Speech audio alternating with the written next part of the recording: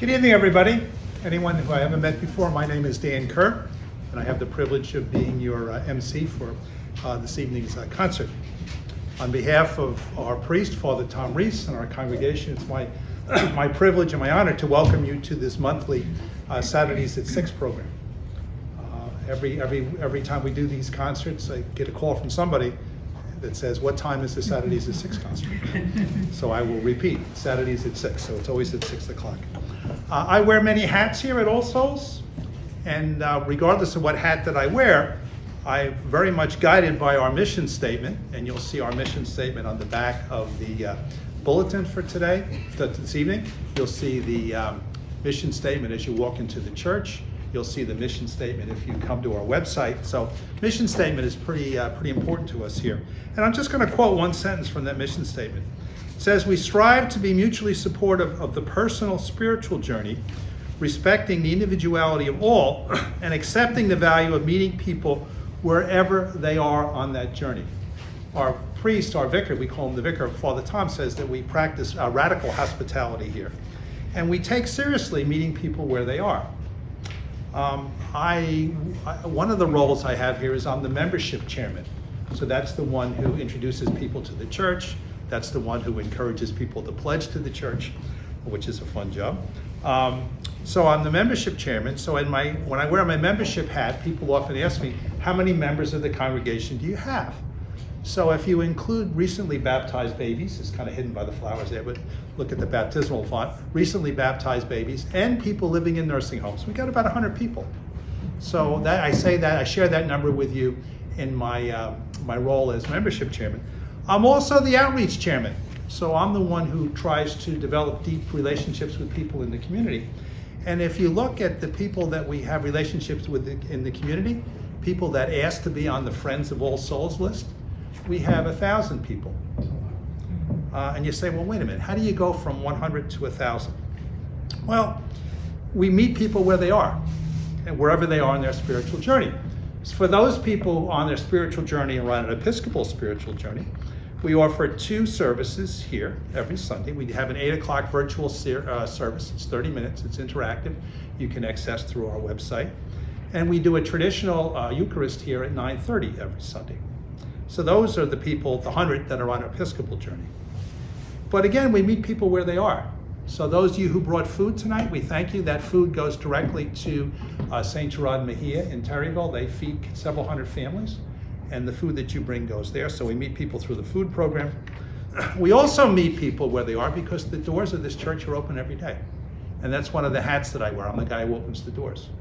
And it's not unusual when I open those doors, there's someone waiting to come in. So it's rare that churches in this day and age are open every day. We're open every day. And we do certain things monthly. We have monthly outreach events. So we do Native American drumming here. If you've never heard of Native American drumming, it's out of the Native American tradition. It's thousands of years old. It's basically a healing experience where the drummer plays the drums, people meditate, they share, and they share reflections afterwards.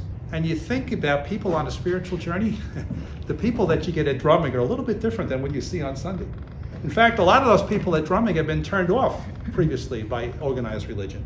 So we meet a lot of people there on that journey.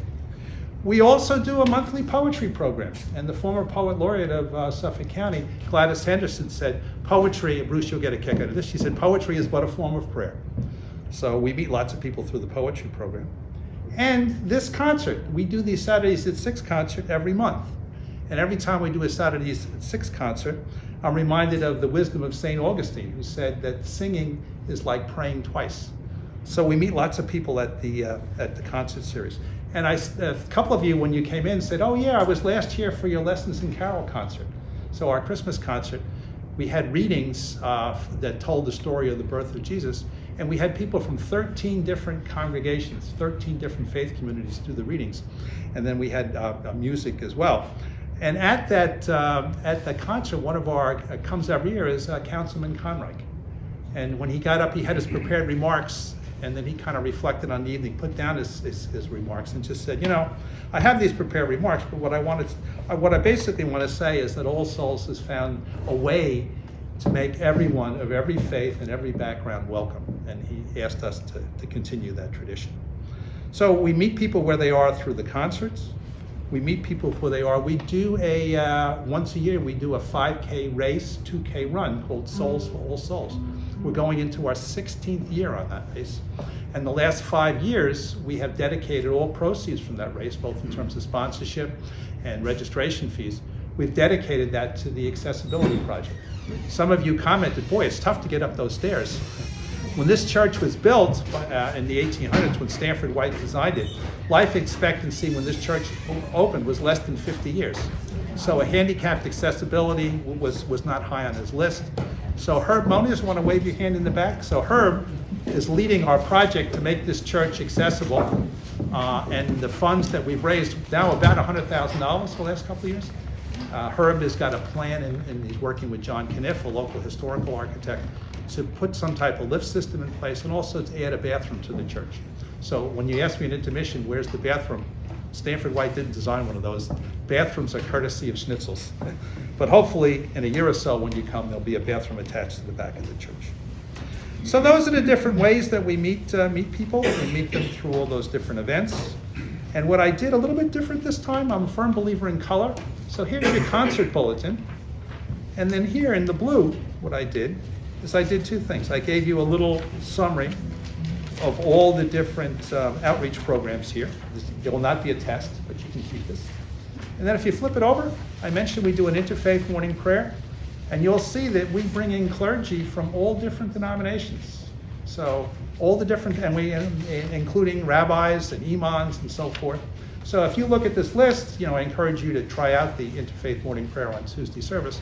Or some of the ways I picked up people on this list is people came and became aware of it and says, well, why isn't my minister or why isn't my rabbi got invited? So if you have someone else you'd like to invite, let me know. This is the schedule through May. I'm starting to work on the schedule from July through August. Okay, so again, on behalf of our priest, on behalf of our congregation, welcome. As far as tonight's program is concerned, there'll be 2 sets of music, and there'll be a 15-minute break in between, and we will have time for questions at the end. And Sue, and once you get those people shooting, would you hold up that jar? So there is no charge for the concert, but if you'd like to leave a thank you that goes directly to the musician, just put it in that jar. You have ample opportunity to do that at intermission or on the way out. And we will conclude the program before 8 o'clock. Okay, now as far as tonight's featured musician, we're pleased to have back with us Octávio Deluchi. Tengo 3 años de español en mi escuela de secundaria, but my Portuguese is not quite up to snuff. So if I mispronounce anything, I apologize. So Octávio Deluchi is our featured performer this evening. He made his solo debut at Carnegie Hall at the age of 24. I didn't ask him how old he is now. I have to cut him in half and count the rings. Anyway, so he made his Carnegie Hall debut at the age of 24. He's won more, I'm not going to list all the awards because I have to keep these comments to 5 minutes. He's won more than 15 awards, both nationally and internationally. He tours frequently in Brazil and the United States, and his tour includes stops in New York, Sao Paulo, Rio de Janeiro, Philadelphia, Little Rock, someplace called Belo Horizonte, I think that might be in Brazil. He's been featured in several very important venues and series. Those of you serious musicians will recognize Dizzy's Club at Lincoln Center, Composers Now, America's Society, Odeon Guitar Series, Music Expedition International Music Festival, Bendy's, to name just a few.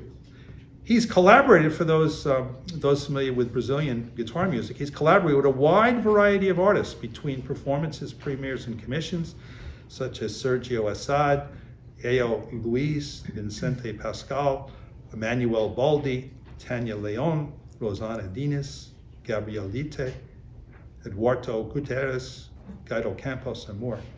His commercial release showcases remarkable aptitudes across a wide-ranging repertoire spanning from 19th century to South American repertoire and collaborations with young composers. He also coordinates the guitar festival, or as he likes to say, the guitar festival Mostra de Valo de Lira de Siciliana, and is a guest soloist and resident professor at Festival de Música de Parados, one of the most traditional and well-known music festivals in Brazil. Ladies and gentlemen, let's give a big round of welcome to Octávio Deluchi. Octávio, come on out.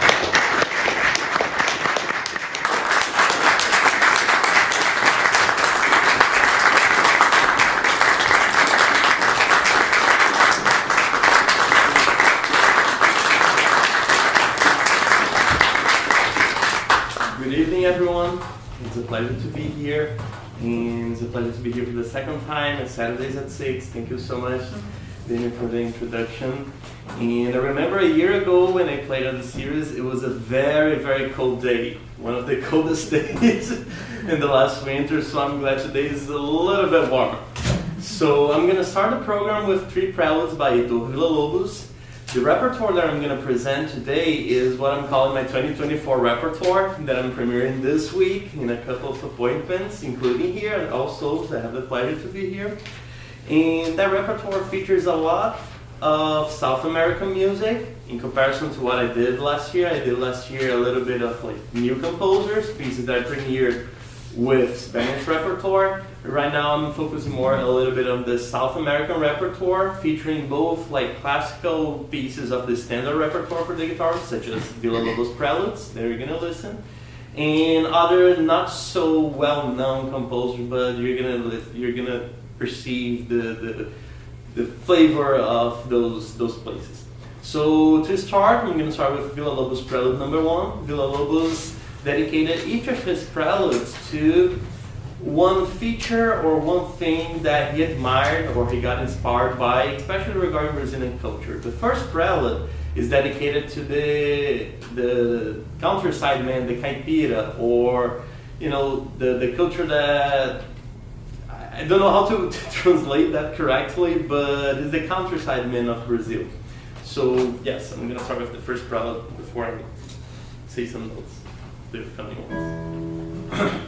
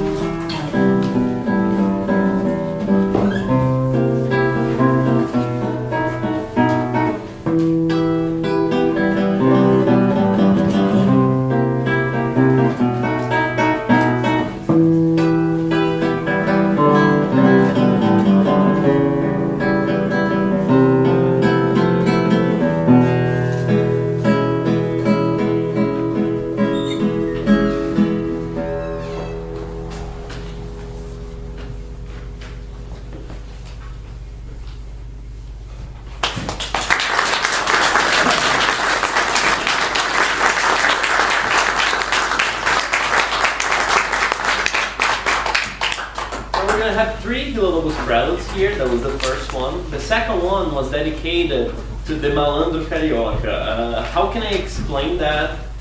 Because Villa Lobos draws from very specific cultural backgrounds and features. So the Carioca Malandro is part of the Brazilian collective imaginary as someone from Rio de Janeiro. That's where Carioca comes from. And there's this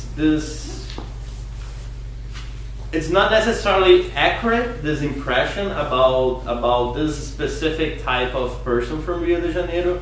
But in Brazil, the way people deal with language and with answers, one of the things that impressed me the most when I moved to the US is because everything for Brazilian, it depends. So if you ask a question to a Brazilian, rarely they're gonna answer as yes or no, which is not necessarily a good thing, but that's one of the surface points that Villa Lobos covers here. And how does he do that with music? He's constantly pushing the music, the second prelude back and forth. Like, you think it's gonna start, you think the piece is gonna move forward, and then he pushes back. Okay, not right now. And then you think it's gonna start right now, and then he pushes back again. So, prelude number 2 by Hector Villa Lobos.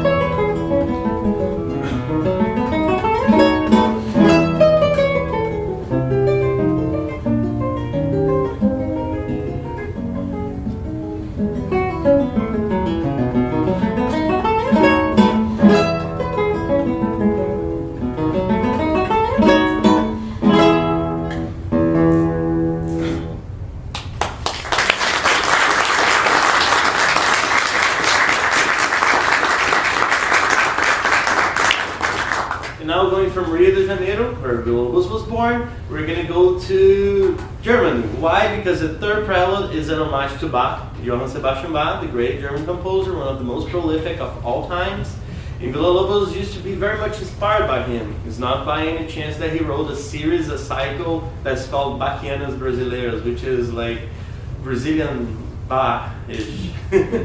So the third prelude is beautiful. If you are somehow familiar with the Bach's work, you're gonna see that the second part of the song, he takes some influences, he borrows some influences and some passages from Johann Sebastian Bach and uses at his own style.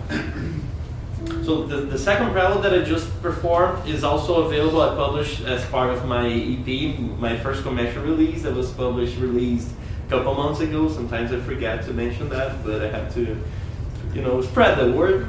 So a couple months ago, actually in October, I released my first EP. It's available on streaming platforms. And one of the pieces that's part of the EP is this Prelude number 2 by Villa-Lobos. And now Prelude 3.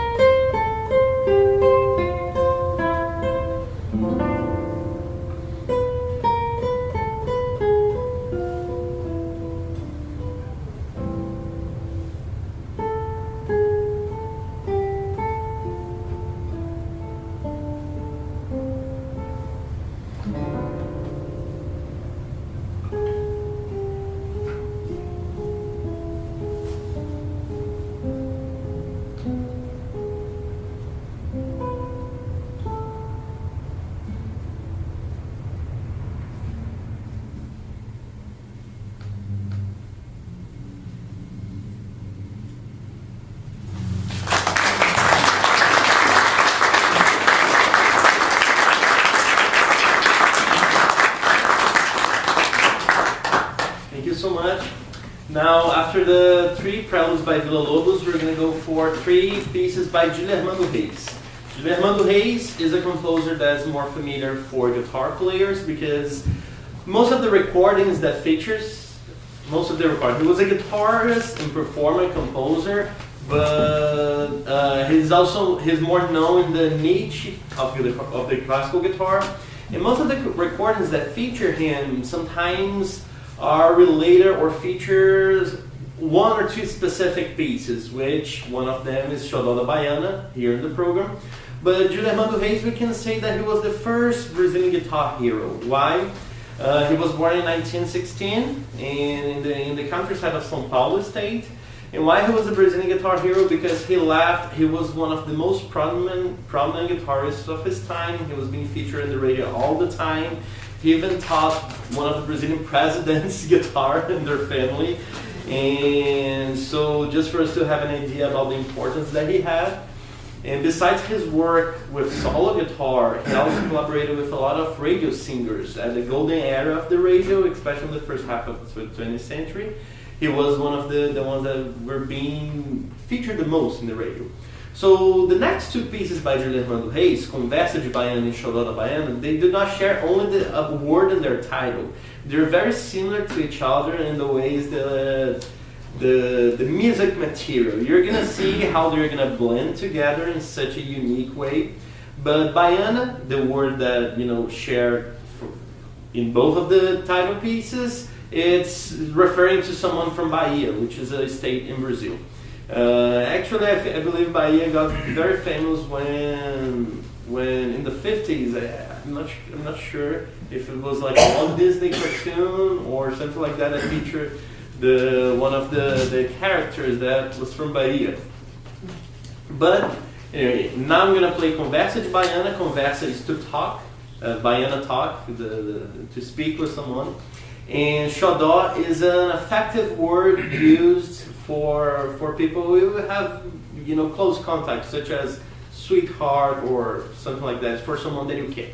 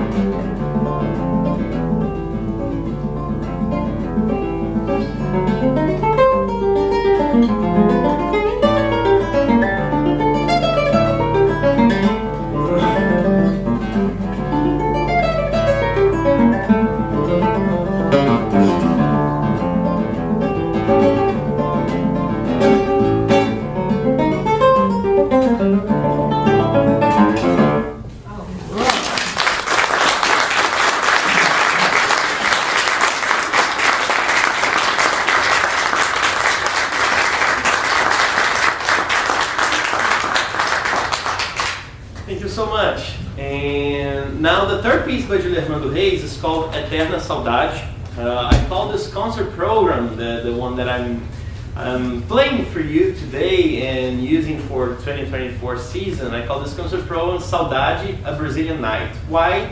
Very much inspired by the pieces of Júlio Armando Reis and Agustin Barrios that we're going to hear next. Because saudade is every language, when you're going to translate into another language, you have some words that are very difficult and challenging to translate. That happens into some English words that I do not find quite the exact same meaning in Portuguese, and some Portuguese words that I do not find the meaning in English, right? And saudade is one of these words. The closest translation that I'm aware of is the feeling of longing, the feeling of deeply missing something or someone, or a memory that is long ago, experienced, a memory that is long ago gone.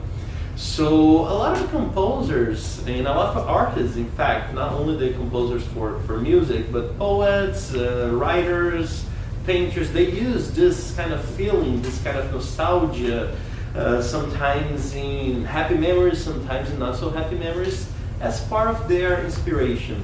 And this is the case. Júlio Armando Reis, for example, called this piece Eterna Saudade, which is like eternal longing. It's has a very deep meaning. And because also Júlio Armando Reis is part of I see Júlio Armando Reis as one of the most prominent seresta representatives. What a seresta is, like we have the leader in German, the songs in German done by Schumann or Schubert, like we have the chansons in the French culture. I believe that transformed into seresta in Portuguese. Those are usually songs that are sang with lyrics, that approach this feeling of saudade, of love and memories, friendship, and all of that. So I'm gonna perform Eterna Saudade, Eternal Longing. And in fact, the last fun fact about this piece is because Júlio Armando Reis borrowed this theme from a Chopin piece.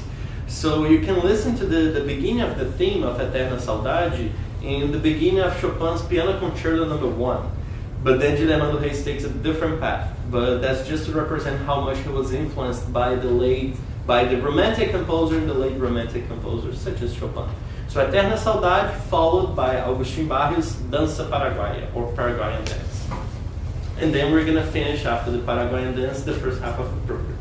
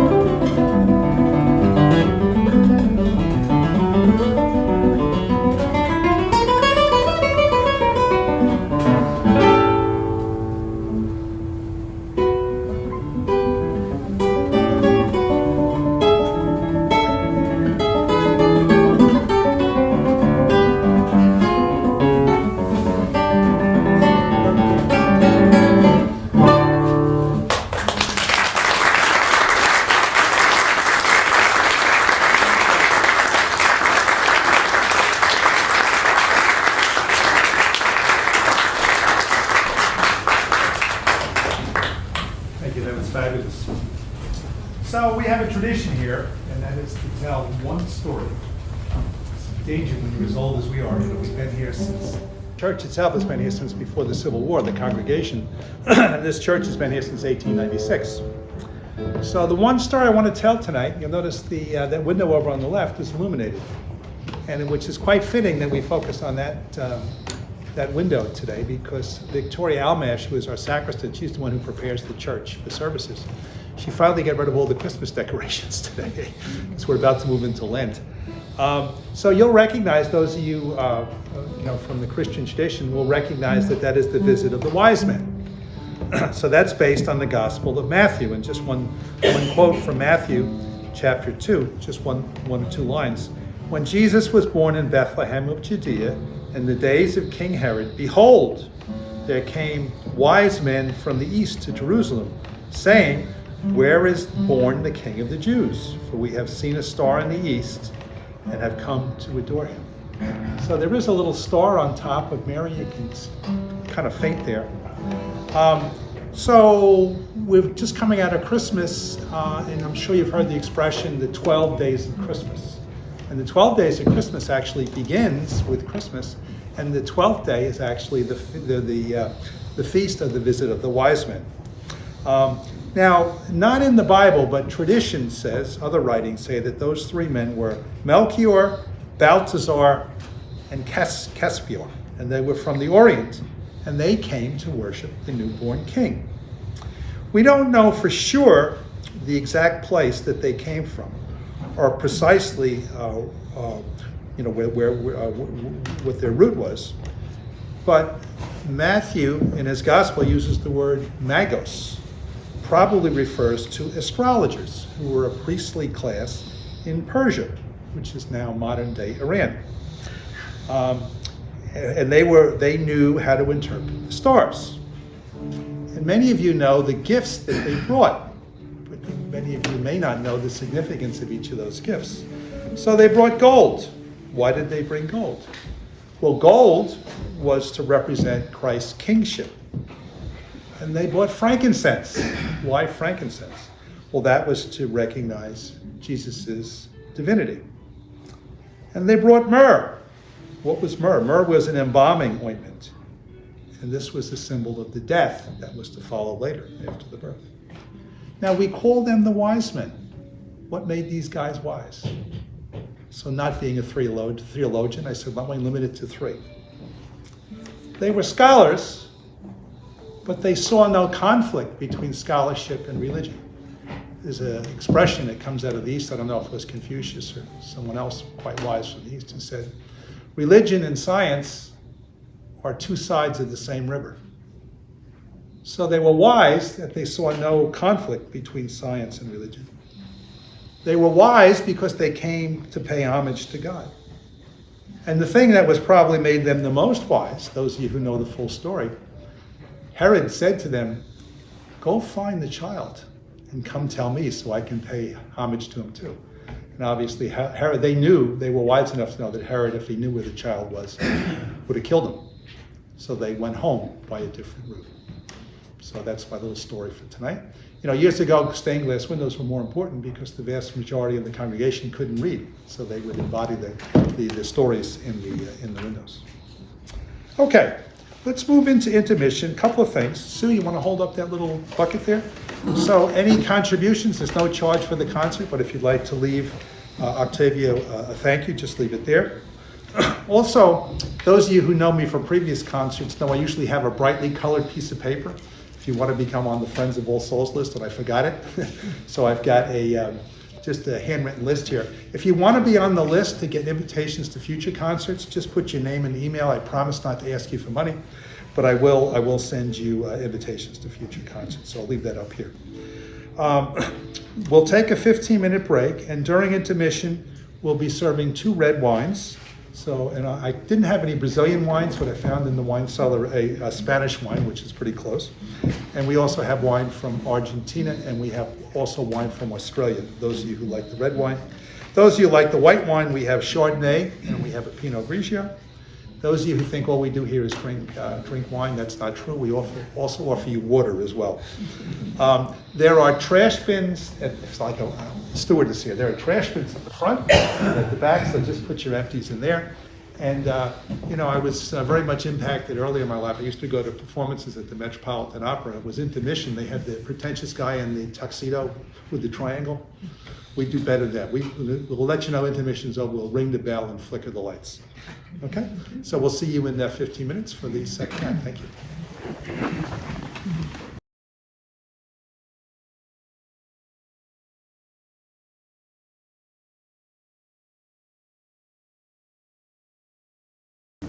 Folks, we'd like to get started.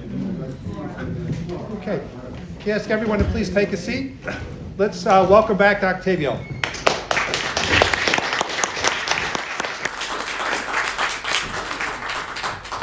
Resuming the program, also another piece that has the word saudade in it, by Agustin Barrios as well, such as the last piece of the first half.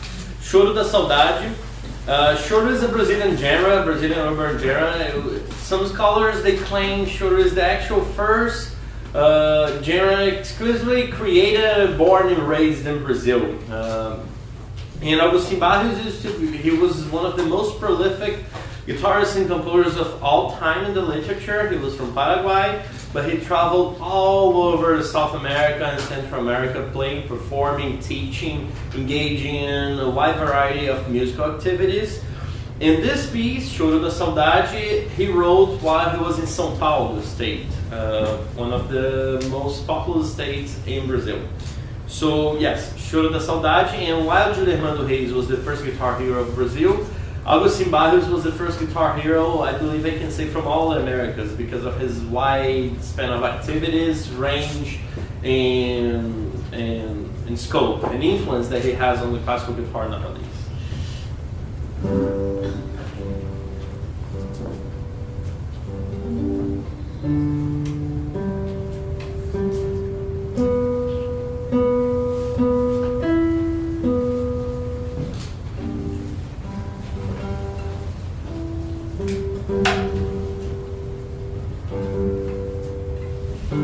One of the reasons this piece is after the intermissions because it has a very different, unique tuning. So.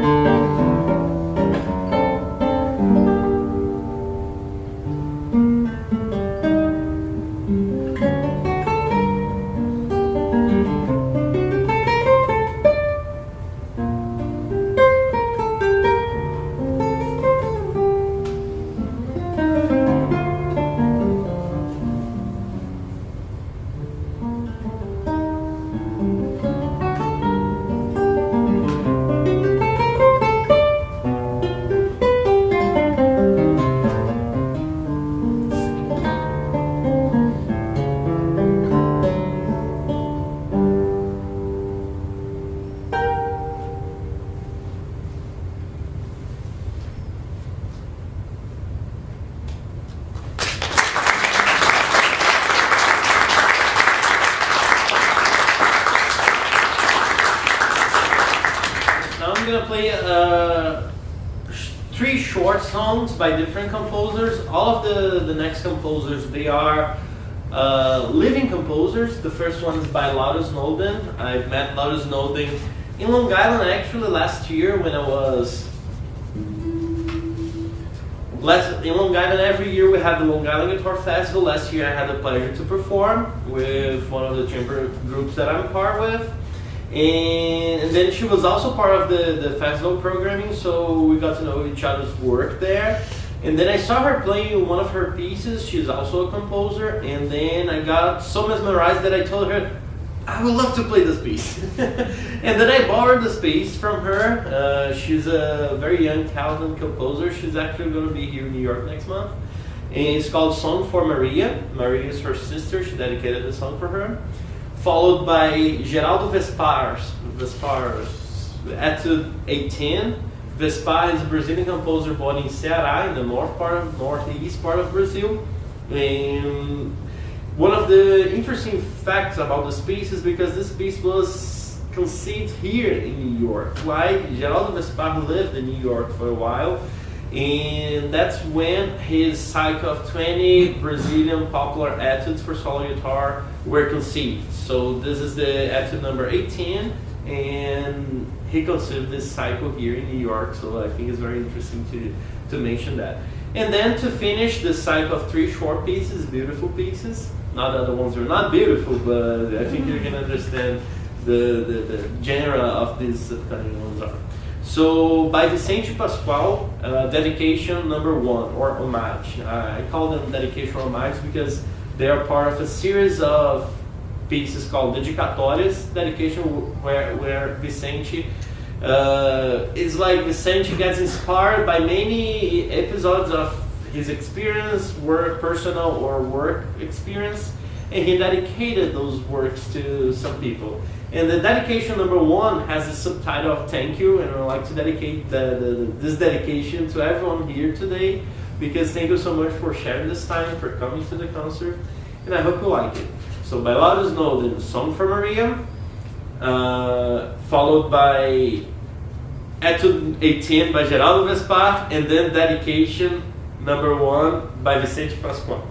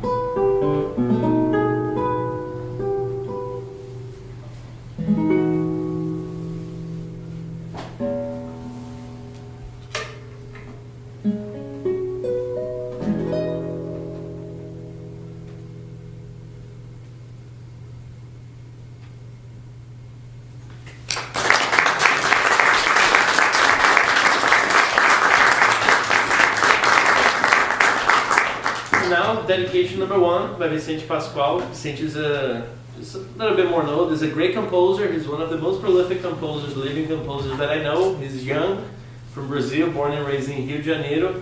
We collaborate for a couple of years now as performers. In the last summer, we did a small tour performing as a duo in Brazil, but also as an interpreter of his work. I premiere his sonata. And yeah, and you're gonna see with your ears, that's not the proper singing for that, but you're gonna listen to that.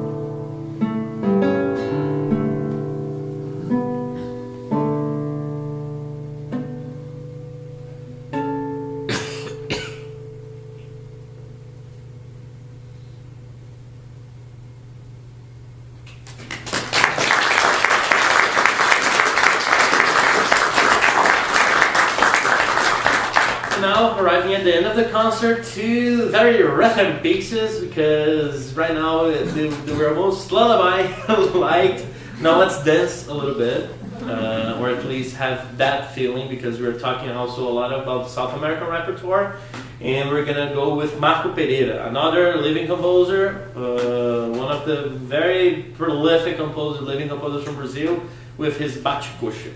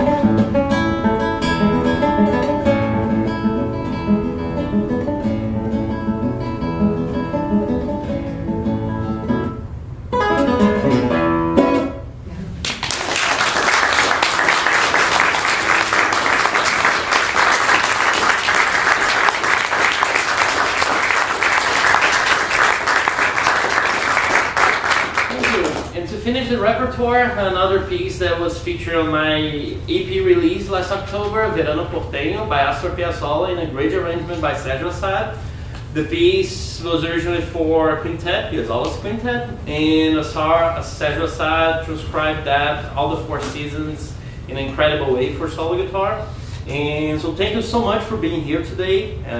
It was I enjoyed a lot sharing that time with you and music. And thank you so much, Daniel. Thank you so much, the church, for promoting such a great concert series that delivers so much good music for the community. And yes, so Verano Porteño by Astor Piazzolla.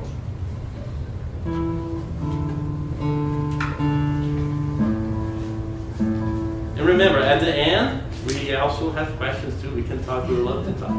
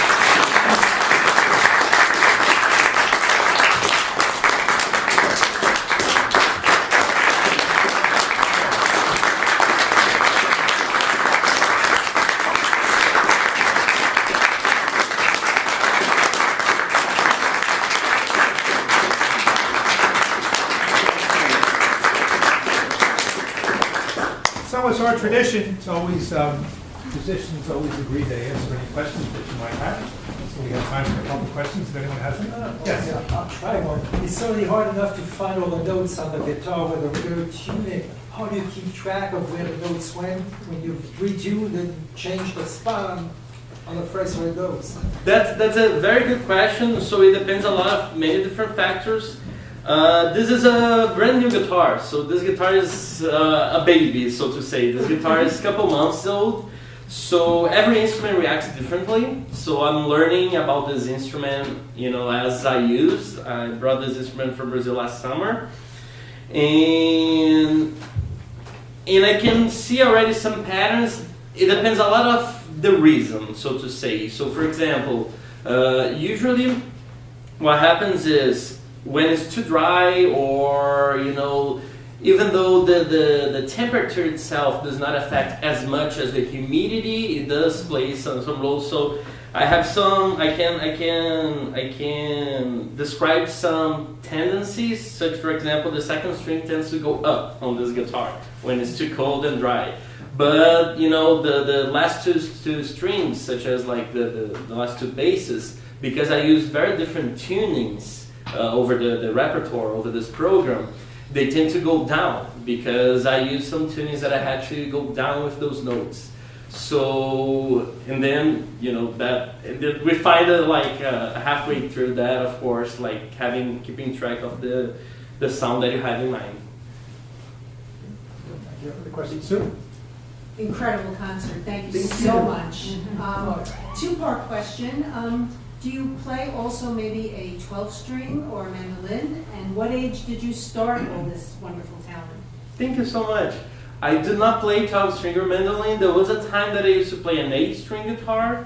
Actually, when I moved to the US, I brought my 8-string guitar with me, but I used that guitar for a very short period of time. I used over 2-3 years for arrangements of Baroque music, or for arrangements for all sorts of applications, such as sometimes popular music. The 8-string guitar that I used to have, it had 2 extra basses, but I really enjoyed the experience.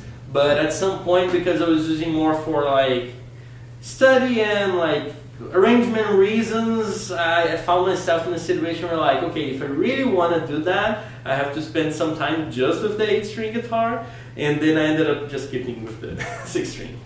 And what age did you start? Yeah, sorry. That's okay. So my first contact with the guitar, I wasn't very young actually. I was at the age of 12. I got a guitar from my stepbrother gave me a guitar. And as any other person in my city, I come from a very small town in the countryside of Brazil, in a state called Minas Gerais.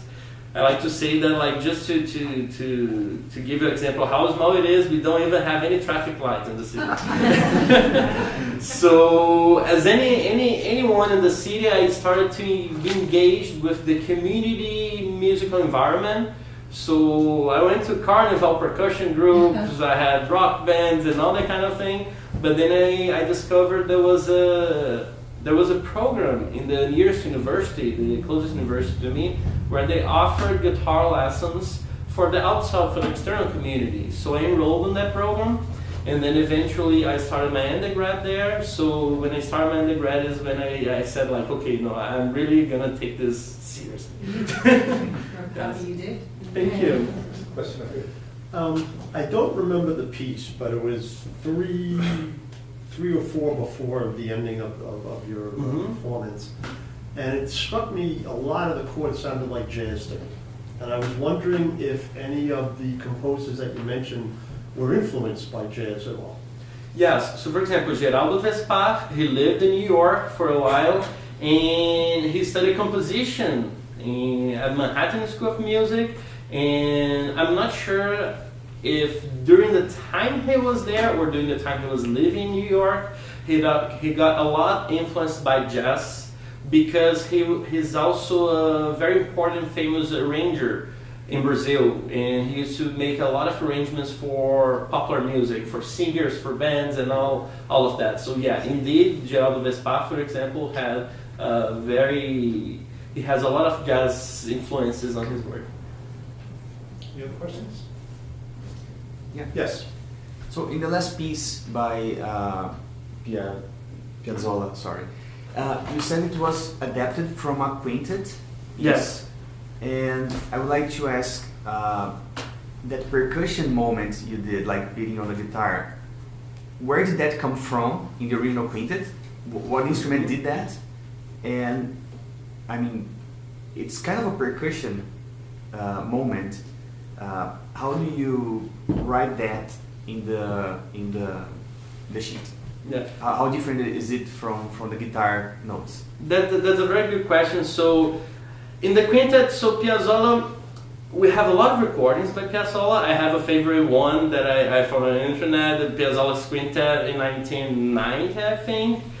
But so if you go over different recordings, you may listen. You know, you're not gonna listen exactly the same thing all over and over. But for example, the percussion part of that, a lot of times in the quintet, Piazzolla's quintet, we would have a violin or a bass, so people would strum or percussion, do percussion with their hands on their instruments, or even with the bow of the violin, for example, on the strings, creating that very like specific and precise attack.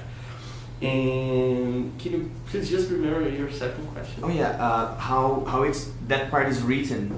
How the part is written. It depends on the composer. So I had two very different experiences with Sergio Assad. On this piece specifically, he writes notes instead of having the pitch, which is like A B C D, or instead of having the pitch on the score, he basically separates them between like treble sounds, like high sounds, or medium sounds, or like bass sounds.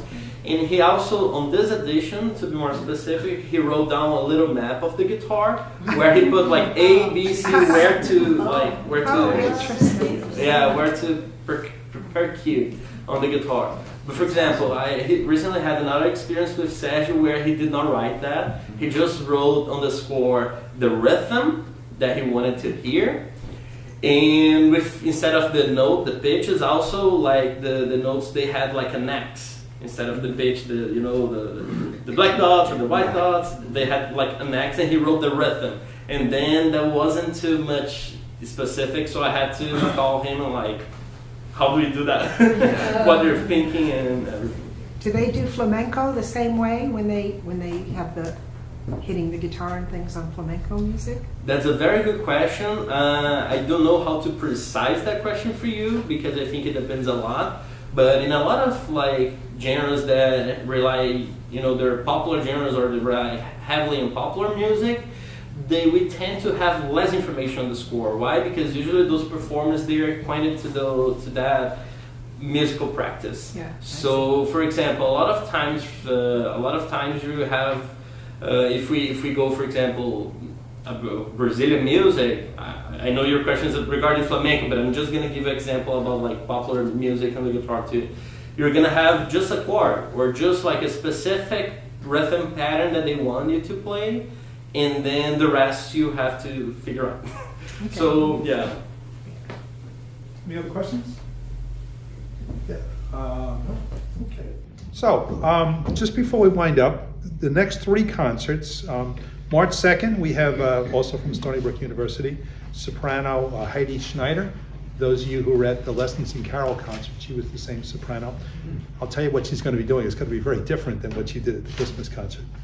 And then on April 6th, we have the Lessard-Becker guitar duo. Lessard is actually the great-granddaughter of Stanford White, and a wonderful guitarist. And the Becker is a professor at CW Post of guitar. And then on May 4th, we have the Voyager Reed Quintet returning. Let me focus on what's going to happen here March 2nd. We're going to go from Brazil to Italy. So we're going to have Italian art songs, old and new, on March 2nd. So soprano Heidi Schneider singing selections from the coveted collection of 24 Italian art songs and arias. The recital will also feature a new and exciting work by a local composer, Kyle Krauss. The new work surrounds lush poetry written about the Italian opera star Adelina Patti. Heidi has been praised for her incredibly wide range and ease of production. That's from Brett Allen from WYRK. She most recently performed a solo recital at the Staller Center And she'll be returning to the main stage at the Stauler Center for a fully staged opera in May of 2024. She's going to play the role of Susanna in Mozart's The Marriage of Figaro. Heidi this is I think the third or fourth time that she's sung. She's fabulous. And we're going to do a special outreach to the Italian community as well. So we may have not only Italian songs, but we have a church full of Italians. So we hope to see you on March 2nd. One last round of applause.